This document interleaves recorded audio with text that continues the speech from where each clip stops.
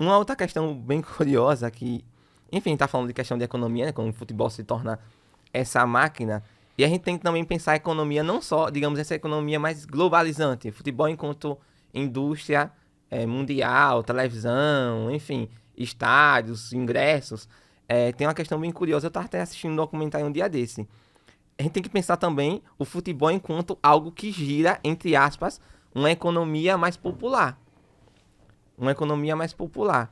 Por exemplo, já parou para pensar que o futebol, ele desde sempre ajudou ao pipoqueiro, ao cara que vende o churrasquinho na Quantas porta do famílias sustentaram estádio, sua família, né? entendeu? Então isso vai aprimorando com o tempo. E tem uma pergunta, que bom que você chegou nesse ponto, eu queria só poder encontrar Sim. o contexto certo.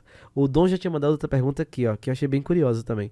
A geral do Maracanã era a expressão mais poética Sim. da democracia nas arquibancadas do Sim. futebol. O fim da geral reflete a europeização do futebol brasileiro? Ótima Saudade do pergunta. futebol raiz? Meu Deus do céu, ótima pergunta. E aí, como sempre, eu tenho aquele rótulo do nostálgico. E aí eu vou pegar velho, também. na verdade. Velho. Um velho nostálgico, entendeu? E aí eu vou pegar basicamente o mesmo discurso que eu soltei em relação ao cinema. Eu acho que acontece o mesmo processo, que é o processo de elitização do futebol. Nós estávamos conversando um dia desse.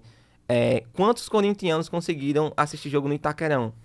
Difícil. Quanto é o ingresso de um jogo de futebol hoje em dia? E aí você para pra pensar, um pai que vai com seus 2 filhos, sua esposa e sua filha. O ingresso de futebol hoje de Série A, ele, por baixo ali, ele deve dar seus 200 e pouco. O ticket médio do Corinthians, não são todos, Sim. mas é entre 160 e 200 e poucos reais. O cara, num jogo, ele vai deixar o salário dele, não tem E como. nunca é só o jogo, né? O estacionamento é Sim, 120 tudo, reais. é o estacionamento. lanche do filho do menino que tá com fome. Então, assim, é muito caro hoje em dia. A geral do Maracanã, e não só a geral, o próprio tipo de estádio que se tinha, né, durante, até pelo menos nos anos 70, eram estádios enormes. Nos anos 2000 até os... Não tinham essa tecnologia, esse conforto de hoje em dia, mas era algo muito mais aberto, um ingresso de 15, 20 reais. Ingresso de 15, 20 reais, hoje em dia a gente encontra só basicamente Série C, Série D. E olhe lá, principalmente quando o time tá numa fase ruim, como nosso Confiança estava, aí baixa o ingresso pra lotar. Mas quando volta uma fase boa, direção não tem medo não de botar Exato. 80, 100 reais. Então, há um processo de elitização também do futebol. Isso vai não só desde o campo em si, ausência de geral, ingressos caros, alimentos caros em estádio, mas também até o acesso, material esportivo. Você vai comprar uma camisa de seu time para seu filho, sua filha, meu Deus do céu, 250 reais uma 200. camisa, aí vai 300 reclamar e poucos reais, 300 e poucos reais, não tem como. Então, há esse processo de elitização. Mas também, como eu disse, eu gosto de ver esse outro lado mais popular, né? Que é o modo como o futebol faz girar o mercado.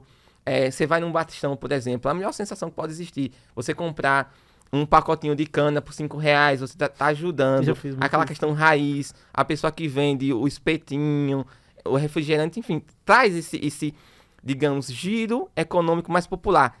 E há também um outro lado que eu particularmente acho muito interessante, não que eu concorde, mas como a gente tá falando digamos, questões sociais, o futebol, ele também, ele atrai os olhos de, digamos, como é que eu vou dizer, de um lado maléfico da sociedade, né?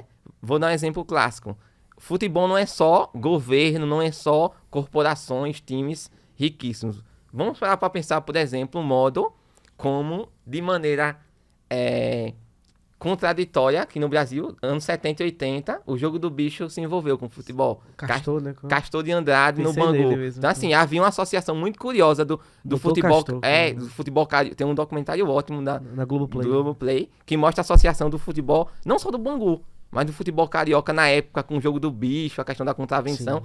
A gente pensar na Colômbia, mais forte ainda, o modo como o narcotráfico, Medellín, né? o cartel de Medellín financiava, por exemplo, os times de futebol. O auge do futebol colombiano dos anos 80 e 90 foi totalmente financiado com dinheiro ilegal do tráfico. E aí vem um caso, talvez o símbolo desse processo tristíssimo, que é o assassinato do zagueiro colombiano Andrés Escobar. Foi 94, ele acabou fazendo o gol contra. um gol contra na Copa, e aí isso mexeu com toda uma dinâmica de apostas que existia também dentro do narcotráfico, e assim, e ele acabou sendo assassinado.